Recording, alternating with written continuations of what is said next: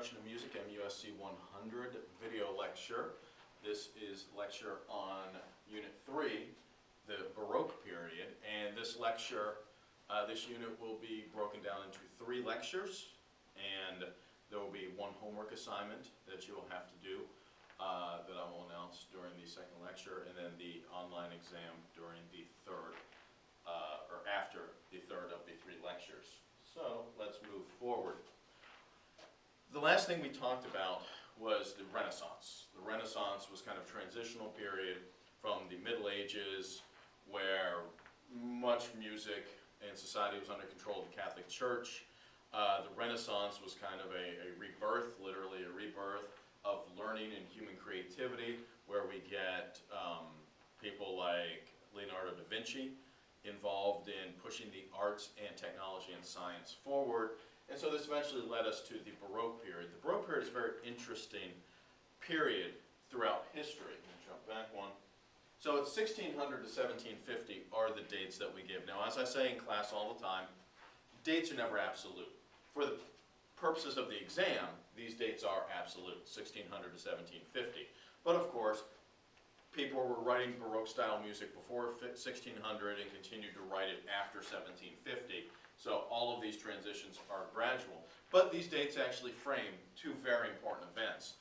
In 1600, the first opera was composed, and the invention of opera is considered to be one of the foundational things that started the Baroque period. In 1750, Johann Sebastian Bach died, and he is considered to be the greatest Baroque composer of all time. So those dates very conveniently frame the period. So we'll start with the word Baroque. Baroque we think of today as an artistic period, music, visual, performing arts, literature. But originally the word Baroque, it was adapted, I believe, from a Portuguese word, which meant bizarre or unusual or very elaborately decorated. Today, it actually means a specific style in the arts, which we translate as filling space with action. When we're looking at a couple examples of visual art that you can really see how every part of the painting or the sculpture is in motion, and the music also reflects this. So for example, here we have a painting based on the Old Testament. I don't know how well you can see this on Blackboard. Judas slaying Holofernes. It's 2 women holding him down, slashing his throat. It's violent, it's gory, it's kind of like a Quentin Tarantino movie, I suppose, but it's all action happening. Now, if you've ever seen Michelangelo's David, statue of David, David is standing there still. There's no action, no motion in that statue at all. Well, Bernini did his own sculpture of David in the Baroque period in 1623, and you can see this particular sculpture is full of motion. David is in the act of casting the stone to slay Goliath. So the arts all take on this idea of action, or sometimes overly decorative. For example, now I'm sure you can't see this, but you can see this in the PowerPoint when you download it. The palaces and the churches were so decorated. This is framing the staircase going down a palace in Würzburg, Germany, and this is in Spain actually. This is the Cathedral Santiago de Compostela, where every corner has a little minaret on it, and every minaret has a minaret on that. So there's like literally not a space that doesn't have some kind of decoration.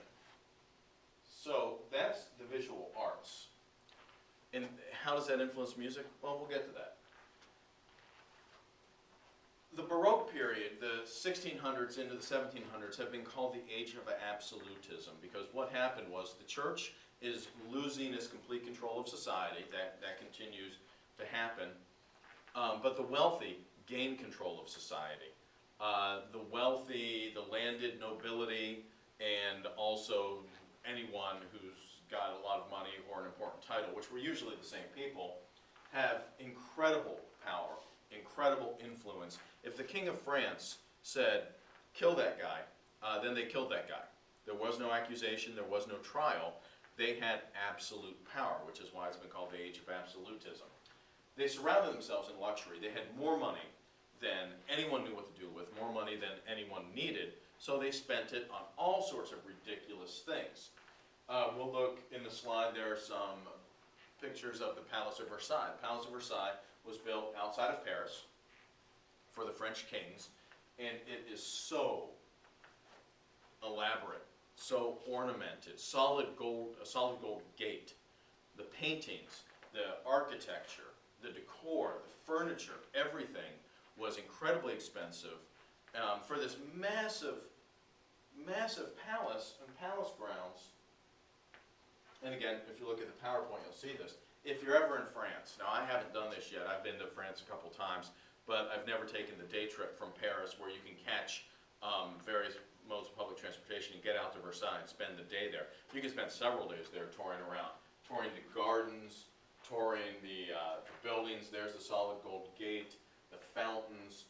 It's an ostentatious display of wealth, which, quite honestly, 100 years or so later led to the French Revolution, because 99.9% of the people were dirt poor and starving to death, and 1/10 of 1% of people lived in unimaginable luxury, and they didn't understand what the problem was. Well, the problem was there were a lot more poor people than rich people, and so the poor people decided that they were just going to kill all the rich people. Not that I'm advocating that. So, these wealthy people needed entertainment for a couple reasons. First, they needed entertainment because they needed to show off how wealthy they were, and one way they did that was hiring the most and the best musicians and supplying them with the best instruments. That was one way to show off your power. And another thing is, quite frankly, they got bored. I mean, they didn't work for a living. They had all this money, but they didn't even earn this money in most cases. They inherited this money because of their position. So they sat around all day, and some of them learned musical instruments, and in some cases they had their court composers write music for them to play, for the rich people to play. But in many cases they just threw lavish parties and dinners and dances, and they needed to be entertained, and that's where the musicians came in. So, moving back to this age of absolutism and absolute power, the church was still very important. Now, I always say that, you know, the church continues to lose in prestige and power, and it does. If you go back to the Middle Ages, they had 100% of the power. By the Baroque period, they had maybe 50% of the power, but that's still a whole lot of power. So churches, they would hire musicians and hire professional musicians to get people to come to church and to put on a bit of a show, you know, with very high quality music. The vast majority of the people, the only place you could go to hear professional musicians playing newly written music was to go to church.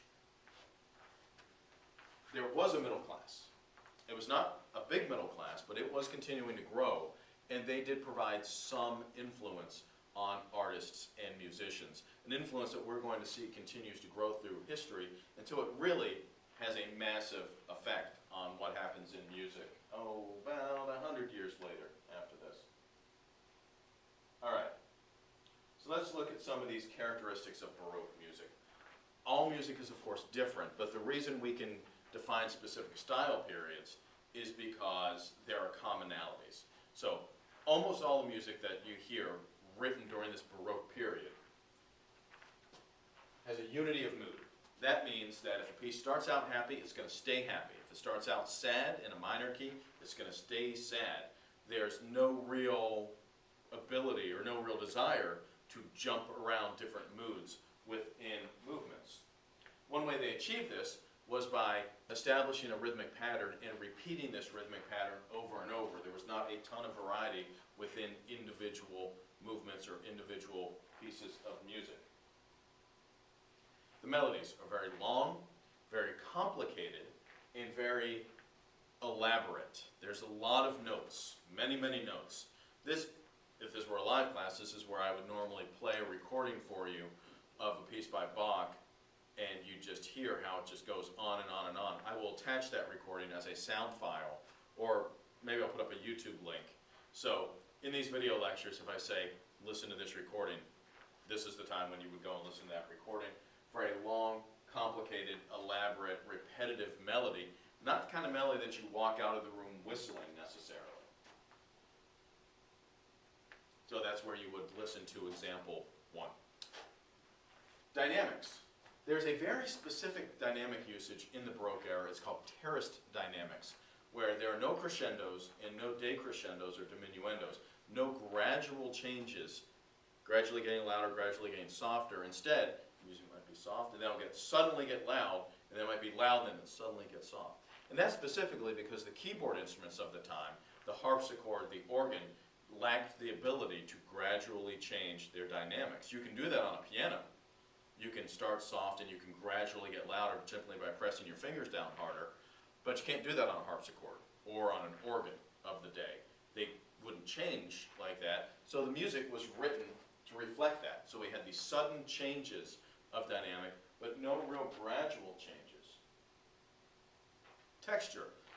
The primary music that we think of as being from the Baroque period is polyphonic, usually imitative polyphonic. And we're going to listen to some examples of music that are actually, this would be a great place to listen to musical example 2, just so you can get an idea of this complex imitative polyphony. All this adds up to the idea that music of this period is very complicated, with these long, complicated melodies and polyphonic, imitative polyphonic textures. It's difficult music. I saw a funny cartoon on the internet yesterday, actually. It was the music of J.S. Bach, and it was a cabinet with a drawer, and when you opened that drawer, there was another cabinet with a drawer that opened, with another cabinet with a drawer that opened. Basically, just talking about how complicated, how many layers Bach's music was.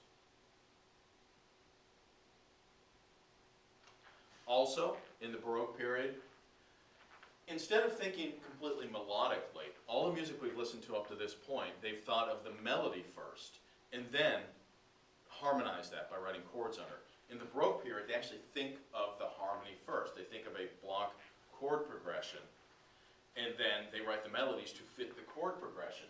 These chords propel the music forward. Baroque music is all about creating tension and resolution through the chords, through the harmonic progression, as opposed to necessarily through the melody. And one of the reasons that, I mean, it's kind of chicken or egg. They do that, and there's actually a base at the, or the basis of all Baroque music is something we call the basso continuo, which is the accompaniment for almost all Baroque music, and it features a keyboard instrument and an instrument playing low notes. So a keyboard instrument, usually a harpsichord, maybe an organ, and an instrument that plays bass notes like a cello or maybe a bassoon or a double bass.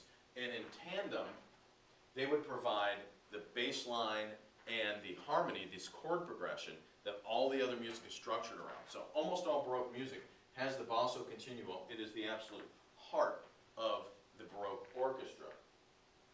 Well, what form did this Baroque orchestra take? First, you've got your basso continuo, second on this list, but every orchestra had the basso continuo at its heart. If you look at the PowerPoint, you can see here we have the harpsichord and we have a double bass. There's your continuo. You have violins and violas and cellos. Those are all members of the violin family. Remember, the violin, soprano instrument, the viola is an alto violin, and the cello is a tenor violin. So, you've got violins, violas, cellos.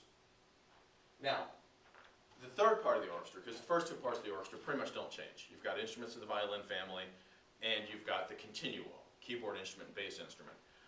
The rest of the orchestra varies, because the composers would write for what was available. When Bach was working at, in various stops in Germany, for example, maybe in one place, he would have two great oboe players, and he would write music that took advantage of these wonderful oboe players. And then maybe his next stop, he wouldn't have good oboe players, so he would not write for oboe. Instead, maybe he had some great trumpet players, and so he would write difficult trumpet parts. So the music tended to be written, this third part of the orchestra we think is being varying instrumentation, because it varied depending on where the composer was working and what good instrumentalists were available to him at that time. And I say him because throughout, up to this point in history, like we talked about, with the exception of Hildegard von Bingen and then a couple of other composers like Comtessa del Dia, Beatrix del Dia. The vast majority of professional musicians were men. The vast majority of professional musicians were men.